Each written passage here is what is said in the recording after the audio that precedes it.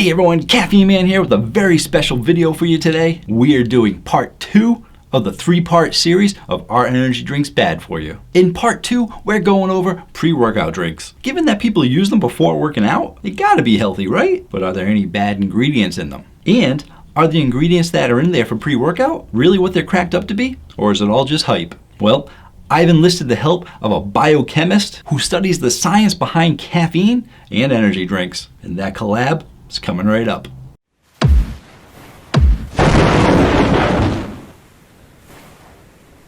Hello again everyone, thank you so much for joining me for this very important topic. Several weeks ago, I released a video, Are Energy Drinks Bad For You? Where I went over your standard energy drinks, I went over the good, the bad, the ugly, and gave you a very solid answer on the topic if energy drinks are bad for you. The thing is, there are so many energy drinks out now that you can't just do one video on it. So I did part 1 was the regular energy drinks, part 2 is the pre-workout drinks, and part 3 is gonna be the healthy ones. Are they really all that healthy? So in today's video, we're going over the pre-workout drinks to find out what ingredients are in these, to see if they really make a difference in your workout, and if any of them are gonna be bad for you. Now, although I know a lot about caffeine and energy drinks, pre-workout, it's a little more complex, and I gotta say, I've learned a lot about pre-workout doing pre-workout drink reviews for you. But for this video, I wanted to get a professional on the topic, so I've enlisted some help. It's actually someone who I wanted to do a collab with for quite a while, but I know she has a very, very busy schedule. And I do admit, I was a little bit nervous to ask her because whether she knows it or not, she was actually a big inspiration behind Caffeine Man before Caffeine Man was even a concept. It's through her study and research that I learned a lot about what I know now. And her name is Green Eyed Guide. She is a biochemist who goes over the science behind caffeine and energy drinks. And her website, greeneyedguide.com, is one of the most comprehensive websites there is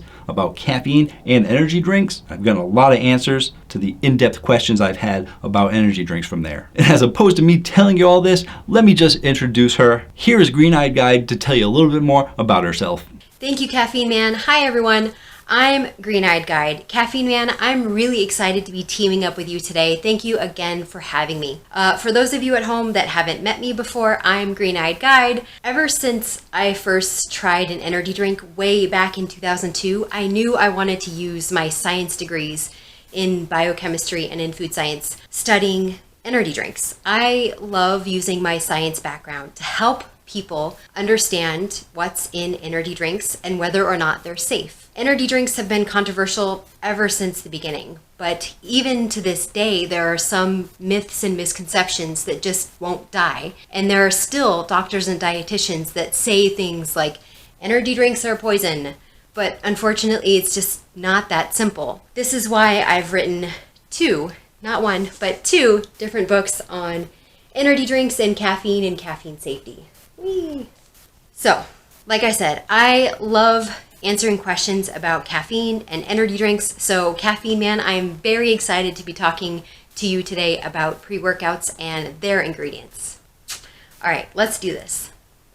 Excellent. That's exactly what I want to hear. Let's do this. And thank you again so much for helping me out. I appreciate it. And let's start off with talking a little bit about where pre-workout actually came from. Then from there, we're going to move on to the ingredients and go over what they do in your body, including the positive effects and the potentially negative effects, if any. You ready to do this, Green Eyed Guide?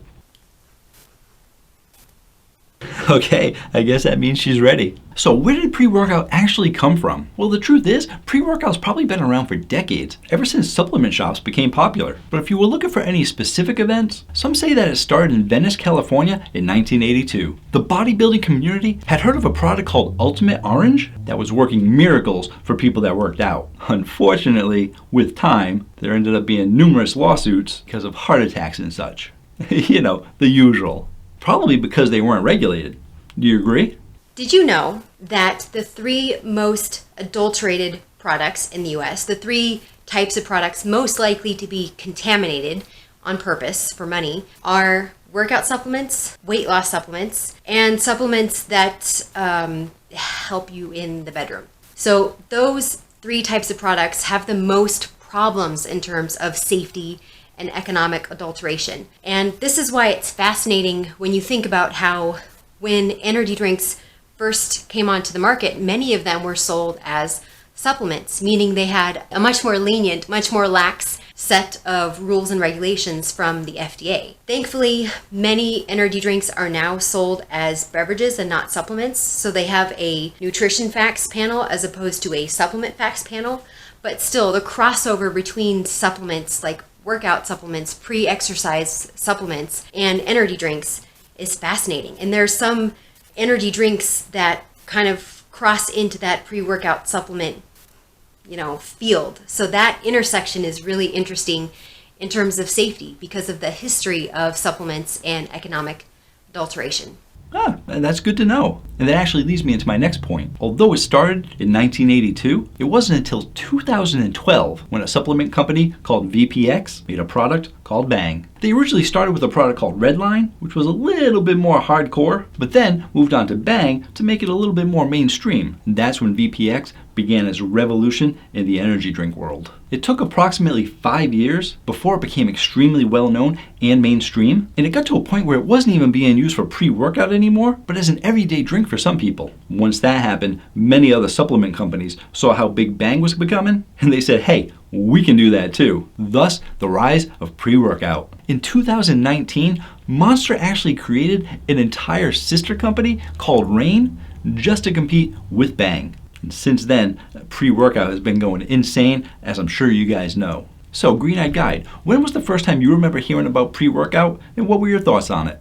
Caffeine Man, let me tell you, I learned a lot about the ingredients in pre-workouts when I studied biochemistry.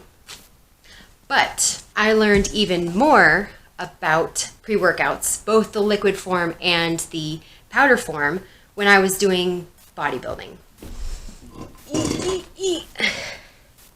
Yay! Wow, that's yours? Amazing job. That's awesome. Congratulations. Now, before we actually get into these ingredients, what would you say your favorite pre-workout ingredient is? I would say my most favorite pre-workout ingredient is probably caffeine, obviously, but also beta-alanine. I love those beta tingles. Well, okay there, tingly girl. We'll get to that ingredient shortly. But let's start out with one of the most talked about ingredients, and that's BCAAs. Originally, one of the biggest ingredients in energy drinks was the promotion of BCAAs, or branched-chain amino acids. BCAAs are used to help prevent fatigue during exercise because they limit the amount of muscle broken down during exercise. Overall, BCAAs are used to increase muscle growth, decrease muscle soreness, and reduce exercise fatigue. Sounds great for a pre-workout drink, right? But unfortunately, most pre-workout drinks have pixie dusted the amount of BCAAs in these drinks, meaning that they put just enough in there to say that they have BCAAs on the label, but probably not enough to actually be effective. So what are your thoughts on BCAAs? How much do you think is effective? And are there actually any problems with having BCAAs if you don't work out? First of all, thank you times 3,000 for not saying BCAA aminos, which is technically not correct, and it's basically the food label form of clickbait. The bad news is the amount of BCAAs in these pre-workout drinks isn't enough to help you. You need 2 to 5 times more than the amount of BCAAs that you'd find in drinks like Reign and Rockstar Thermo. You can't put this many grams of BCAAs in these pre-workout drinks and expect it to not get clumpy. This many grams, if you put as many grams as you actually need into a liquid form, it usually will fall towards the bottom. It's hard to get it to stay liquid. The good news is the amount of BCAAs in most of these pre-workout drinks isn't going to hurt you. Think of BCAAs as emergency fuel reserves. Your body uses carbohydrates for fuel and also fat. It doesn't like using amino acids because it's not as easy metabolically. But BCAAs are different because of their shape, their branches. That means that unless you're working out intensely enough to use up all of your carbohydrate stores, you're not really going to need BCAAs. So most people that drink pre-workout drinks with BCAAs don't actually need those BCAAs. What else do you see in pre-workouts, Caffeine Man? Well, I was also curious about CoQ10, also known as coenzyme Q10. CoQ10 has been known to have many health benefits besides just working out. But rather than list all those health benefits, let's just talk about why it's in pre-workout drinks. CoQ10 acts as an antioxidant, which protects cells from damage and also plays an important role when it comes to your metabolism. CoQ10 also helps with the production of ATP, which is a chemical form of energy. So overall, supplementing with CoQ10 can help increase power during exercise and reduce fatigue. But do you think there's enough of this ingredient in there to actually make a difference? Because not all pre-workouts use it. The good news is you only need a teeny amount of CoQ10 to be effective, around 100 milligrams. This amount, the 100 milligram amount, has been shown to improve exercise performance, even in sedentary people, not just athletes, but people that are like couch potatoes, people that sit for a living like me and you. The bad news is that CoQ10 is wicked expensive. So your favorite pre-workout drink might not have enough because it's expensive to buy, so they're not going to put as much in there as you'd hope. One good way to check the amount of CoQ10, and some of you at home might know this trick. Caffeine Man, I know you know this trick, but some of you at home or some of you watching this may not have heard this before, at least not from me. If you look at the ingredients in an ingredient list, they're listed in order by weight, in order of predominance. So the closer the words CoQ10 are to the word caffeine, the better, because you can usually tell on the label how much caffeine is in there, and that way you can kind of deduce how much CoQ10 is in there. That is a great trick, and I have actually used it in a few of my videos, especially the ones that have a lot of different ingredients. But now I have to ask you, what is up with creatine and supercreatine? Hardly any drinks use it except for one. We all know which one that is. If you didn't know it, bang! But what's the big deal with it? Creatine supplements become phosphocreatine, which is what your muscles use for fuel during exercises involving short bursts of power. Think of bodybuilders doing 1 rep max with the heaviest weights they can. It's those initial few seconds, those up to like 2 or 5 seconds, those micro moments when you start your workout. That's when we use phosphocreatine because it's instant. Your body hasn't had time to use up other things like glycolysis and Krebs cycle, carbohydrates, fat, blah, blah, blah, blah, blah. Science. But yes, so you burn up creatine in the first seconds of a workout. On the contrary, caffeine is good for long workouts. It's good for endurance, like running, biking, rowing to exhaustion, these long-term exercises. The reason most drinks don't use both caffeine and creatine is that it's not a good idea to have both. In fact, research has shown it doesn't help at all, and some people actually perform worse when they have both caffeine and creatine as opposed to caffeine alone for their endurance or creatine alone for their power exercises. You really should pick one or the other, caffeine or creatine, based on what kind of workout you're doing.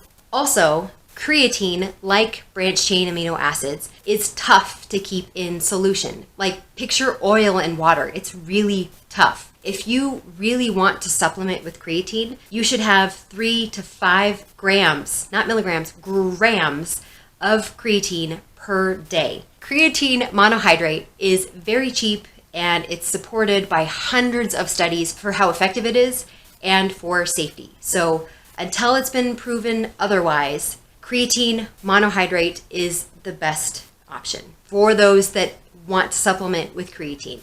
But like I said, probably don't need it. Just stick to caffeine. You don't need both. So it's pretty much pointless in these drinks, or should I say drink, since only one company uses it.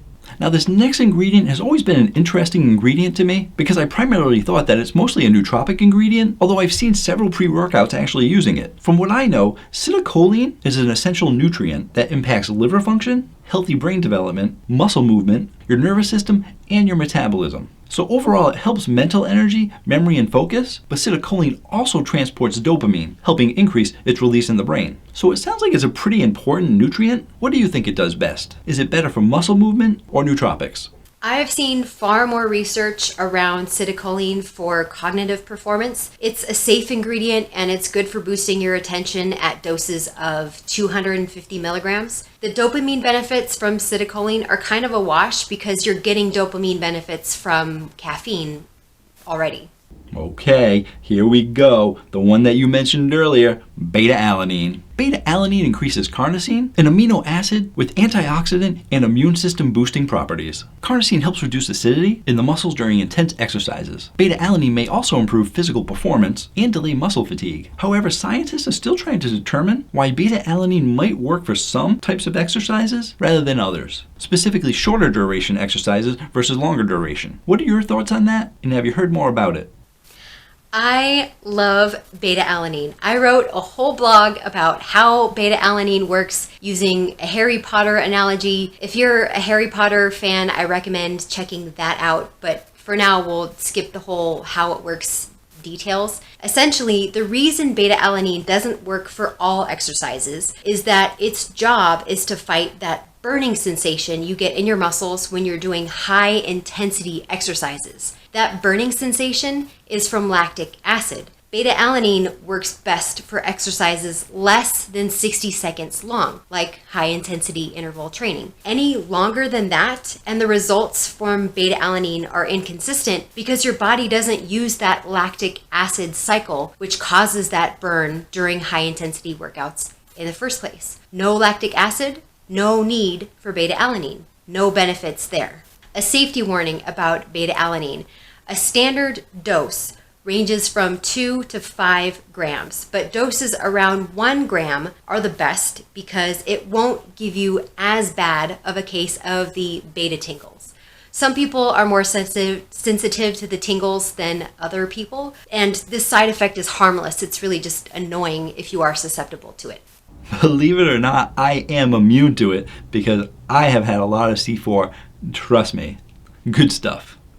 L-theanine, you know I love it, and here's why. L-theanine is an amino acid and is one of the top ingredients for mental focus and concentration, as well as other brain functions. It's most commonly found in green tea, black tea, and certain types of mushrooms, and of course in supplement form. But studies have shown that people who take 100 milligrams of theanine made fewer errors in tasks that needed attention. On its own, theanine may improve a person's attention and reaction time, but in combination with caffeine, it leads to improvements in their number skills and alertness. Drinking just 50 milligrams of caffeine and combining it with the L-theanine can help improve people's focus. It's also used for helping with stress and anxiety. And Green-Eyed Guide, do you know who also uses L-theanine? Well, I'm gonna tell you. In an interview in 2019 in Elle magazine, Taylor Swift admitted that she uses L-theanine to help reduce stress and anxiety. So if Taylor likes it, I mean, am I right? See, Green-Eyed Guide, look what you made me do. Don't blame me. I knew you were trouble when you walked in. Whoa, whoa, whoa. You need to calm down. Yeah, right. In your wildest dreams. Ouch.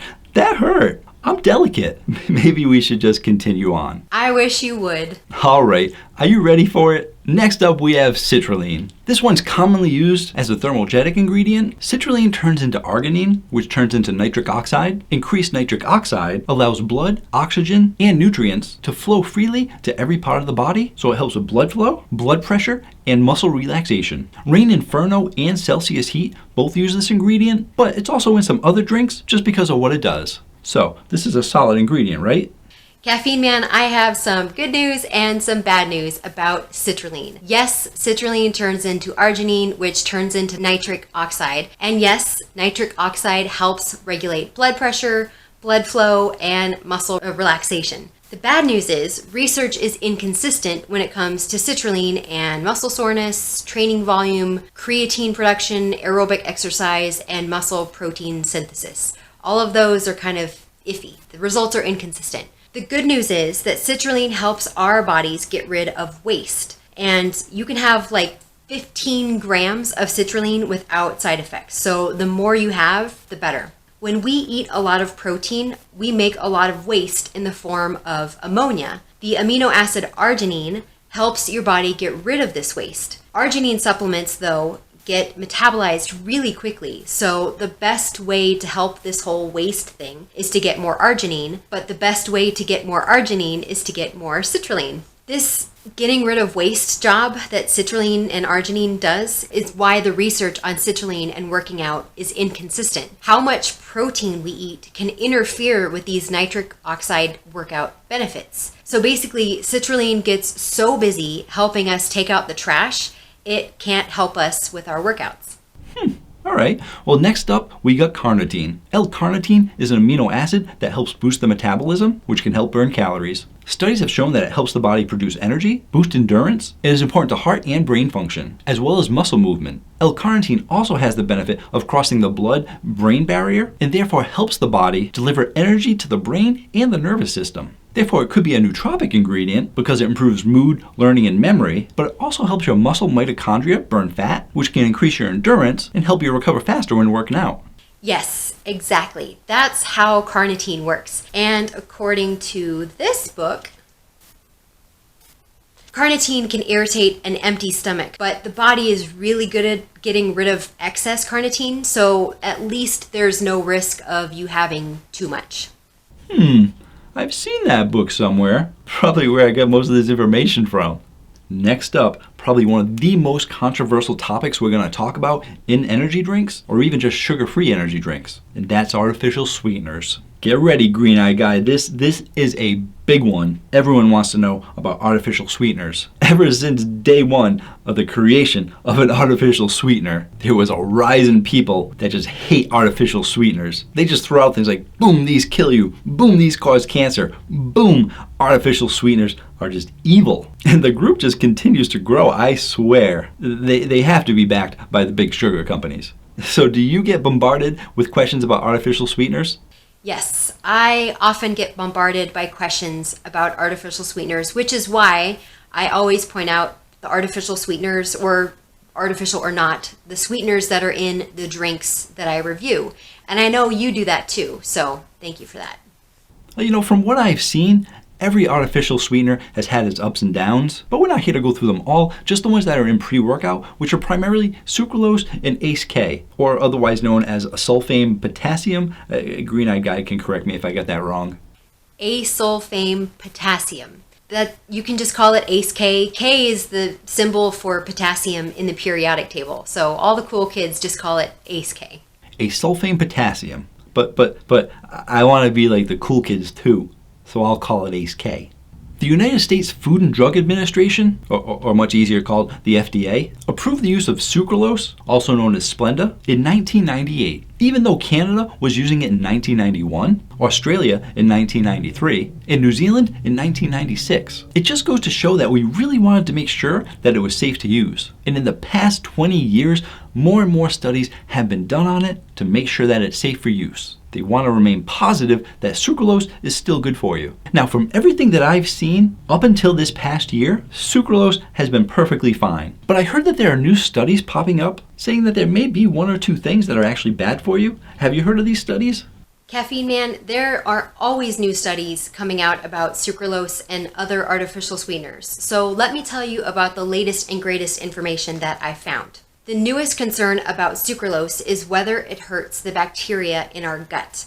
And this is important because we're just now, like in the last 5 years, learning what a big deal our gut bacteria plays in our overall health. As far as I can tell, there is one paper that somehow hyped up the concern about sucralose and gut health. That's a paper published in 2014 by Suez et al. There's a lot of controversy surrounding this one paper because of the lack of a control group, the fact they used multiple sweeteners, not just sucralose, the fact that they used mice and gave those mice antibiotics, and they also measured gut bacteria by feeding the mice like human samples. It's really weird, and a lot of scientists are very upset about how this research was done. There's all kind of essentially there's all kinds of problems that make it impossible to translate the results from this one paper into human health. But that hasn't stopped a lot of people from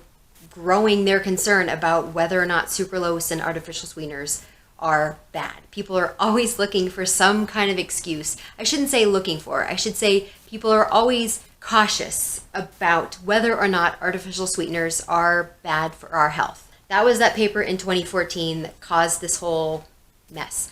And then in 2020, a group from the University of Granada did this massive review where they looked at all of the newest research, all of the research published on sucralose and gut health. But they paid extra attention to the newest stuff because, like I said, gut health is kind of a new thing. So they looked at all the research on sucralose and gut health, but put emphasis on the new stuff. And that's actually the article that I heard about. But when I tried to peruse through it, it was a little bit above my pay grade and hard to figure out. So that's why I'm leaving it up to you. What did they find out? Here's what that massive 2020 review from the University of Granada found. First of all, when it comes to ACE-K, we pee or poop out ACE-K pretty much exactly the way we ate it. It's not metabolized at all, which means it's pretty much impossible that ACE-K has any changes on our gut bacteria. ACE-K doesn't even reach the part, like the good part of the gut where all of that gut bacteria lives. When it comes to sucralose, again, 99% of the research is in rats, so it's really hard to translate this to human health. You use rat studies to justify funding for human studies. You can't really 100% draw lines from rat health to human health. Some of the rats that were fed sucralose did not have a good time, but it's really hard to translate that into human health. Also, some of those rats did not get real sucralose. They got 1% sucralose, 99% maltodextrin. So overall, that study that people use to say that sucralose is bad for gut health was on rats, and they didn't even use pure sucralose. I absolutely love how these details get left out to serve their own purposes. So were there any human studies? There's 4 human studies on sucralose and gut health. The first one is the Suez one that I mentioned. That's a bunch of problems. The second one is by Thompson. The third one is by Golanka. And the fourth one is by Gerasimadis.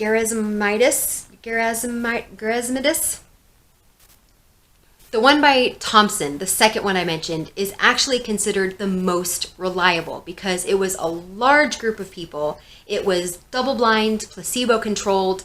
They used doses of sucralose that actually matched the high amount, like the high levels of what people really eat. In that study, they had people eat sucralose for 7 days. So they looked at their changes in their body over a whole week. Oh, and they also used diabetic and non-diabetic people. So again, these results from this Thompson paper are the most reliable for several reasons. In that study by Thompson, they concluded that there was no change in glycemic control, no change in insulin resistance, and no change in the intestinal microbiome.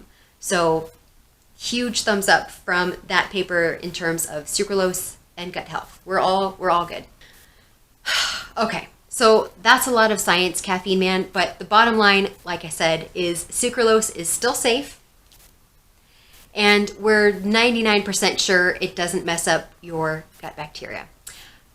Another thing, if I was a man, I'd be the man. You could always change from Green-Eyed Guide to Caffeine Woman, but that would be a lot of paperwork. But anyway, so that is the science behind sucralose, and the science says that it's safe. But let me take a second to give you some of my thoughts on it. When it comes to my channel, there have been a couple of fanatics who hate sucralose. I mean, they write me paragraphs and paragraphs about how evil sucralose is, how it ruined their stomach, it ruined their digestive system, and more. They will swear that the stuff is poison, unfortunately, without much proof, only personal experience. But I will not call any of those people liars. I mean, they could be lying, they could just be trolling my channel, or they very well could be telling the truth. I believe them 100%. I believe that the product could have wreaked havoc on them. Why else would they spend so much time writing such a long comment? But even if it's true, it doesn't mean that sucralose is poison for everyone, just people like you. When it comes to certain diets, everyone will agree that nuts are a very healthy snack. But you know what? Nuts can also hospitalize people and kill people. Yeah! Each year in the United States, over 200,000 people require emergency medical care for allergic reactions to food. And unfortunately, 200 of those people die each year. And it's because their bodies didn't agree with it. So some of them might say, well, why not just have a reasonable, healthy amount of sugar instead? Well, because sugar can also kill people. According to the International Diabetes Foundation, in 2019, approximately 463 million adults were living with diabetes, and they can't have sugar. Sucralose and other artificial sweeteners help with that. Plus, they make things taste better. But the bottom line is, not everyone's body is going to react the same to certain ingredients, even the most natural things like plants and nuts. Therefore, the numbers of the studies being done for decades on this ingredient say that it's a safe product. But there are definitely going to be some exceptions to that rule. I can't eat certain nuts. My aunt, she can't eat peanuts. My cousin, he can't eat gluten. You, if sucralose bothers your stomach, you can't have sucralose. Doesn't mean it's poisonous to everyone, just poisonous to you. So, Green-Eyed Guide, your final thoughts on artificial sweeteners? I'm with you. I don't mind artificial sweeteners in my drinks. I prefer stevia and monk fruit, but those are really expensive, and I don't know. I prefer artificial sweeteners and natural sweeteners to tons of sugar. And one of the last ingredients we know we need to talk about, that's caffeine. Listen, everyone, I am self-titled Caffeine Man because I enjoy caffeine, energy drinks, and caffeinated products. But everything in moderation. One of the questions I constantly get on my channel is, how much caffeine does Caffeine Man have in a day? 1 gram? 2 grams? No, I stay within my limits. I promote caffeine safety, people. The Mayo Clinic and many other health organizations say that 400 milligrams of caffeine is the maximum amount for the day. So I try to stay between 200 and 600 milligrams per day, depending on what my needs are for the day. Now, most pre-workouts have about 300 milligrams of caffeine in them, although some of them do have 200 milligrams. And in my opinion, and most people's opinion, it's the 300 milligrams of caffeine that's doing all the heavy lifting in these pre-workout drinks. Everything else is just supplemental. What do you think?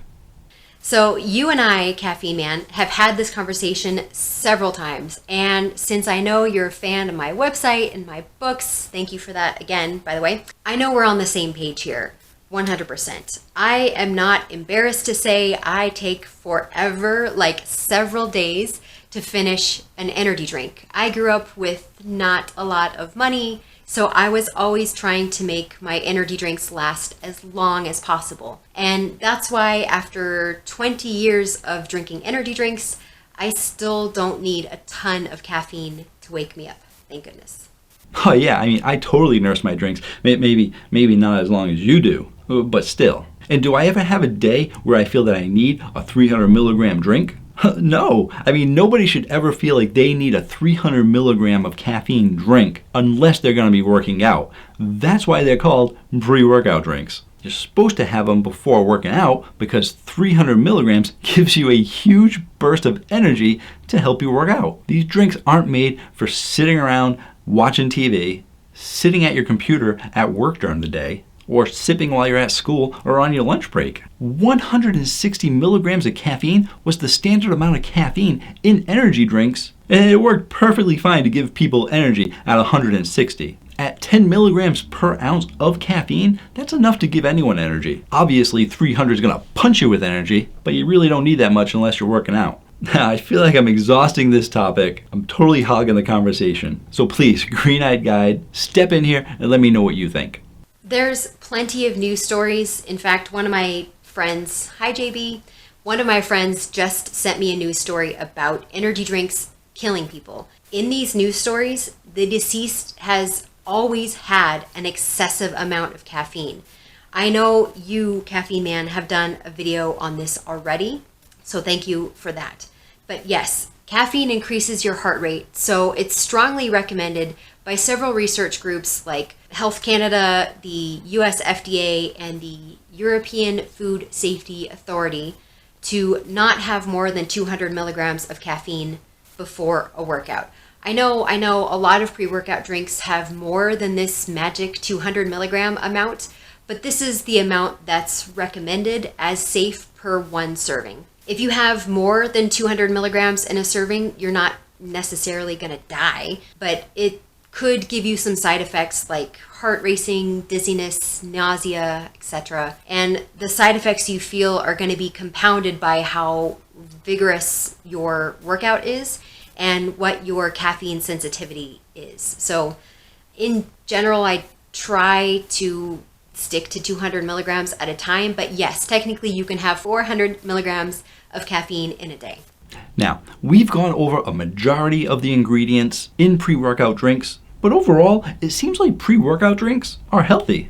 They have healthy ingredients. But should everyone really be drinking pre-workout drinks? Because it really seems like it's starting to go that way. I've seen them in regular stores, not just the supplement stores, but they're in your big box stores, they're in convenience stores, they're at gas stations. I've even seen kids doing reviews on them when they shouldn't be having 300 milligrams of caffeine. They should only be at 150. So what are your thoughts about everyone drinking these drinks?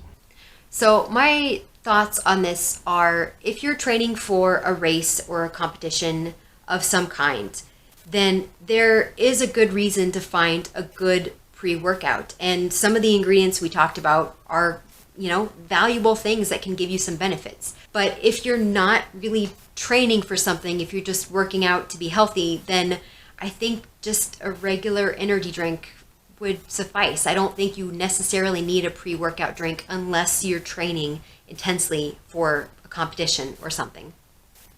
Okay, well, I'm glad we agree on that because I know a lot of people don't use these for pre-workout, including myself. And hopefully we can change some people's minds about drinking them every day if they're not working out, including myself. But even though I don't work out and I do love the taste of them, that's usually what draws everybody in, is the taste of them and the 300 milligrams of caffeine. I have definitely decreased the amount of pre-workouts that I drink. Considering all the reviews I've done, I got a lot of options. Caffeine Man, thank you so much for having me. We should do this again sometime. Absolutely. I mean, we're releasing this video on my channel, but in general, when it comes to collabs, there's supposed to be some mutual benefit. So I'm definitely going to point some people your way. Like, you guys need to go check out her website, greeneyedguide.com, and her YouTube channel as well. But we are definitely going to have to do another video together where I'm on your channel. And most likely, if this is part 2, we might be doing part 3 together. So thank you so much to Green Eyed Guide for being on my channel. I really appreciate you being here and really going over the science of these drinks, as well as those medical studies on sucralose, because I know a lot of people wanted to know more about sucralose. And thank all of you guys for joining us today. We really appreciate you being here. We hope that you found this educational. And just like part 1, if you feel like you learned something in this video, please definitely share it with others so that we can get the word out that not all energy drinks are bad. If you know anyone that has questions about sucralose, this will be a great video for them as well. So until next time, you guys have yourselves a great day. Or night. All right, Green Eyed Guide, you know the drill. Outtakes. Show me some of those. Don't you say you don't have them. I know you have some. All right, so microphone is on, battery is charged. Okay. Hey, eyes up here, eyes up here. Yes, that's not how we get viewers on this channel. I tried that for my last collab and it didn't really get me the views that I thought it was going to get. So maybe we should stick informative information and see how that goes. 2 tons of sugar.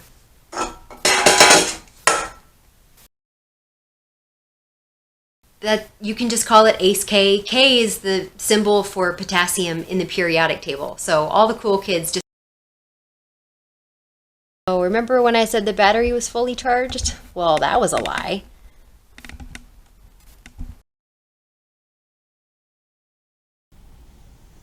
All right, so microphone is on, battery is charged. Okay. Hey, eyes up here, eyes up here. Yes, that's not how we get viewers on this channel. All right, are we ready? I'm ready. All right, that's it. Bye. Bye, books. Bye, love you. Oh, what's the, you want this one too? You want the, okay, all right. Oh, yay. Bye, books. Bye, Caffeine Man. Bye, people.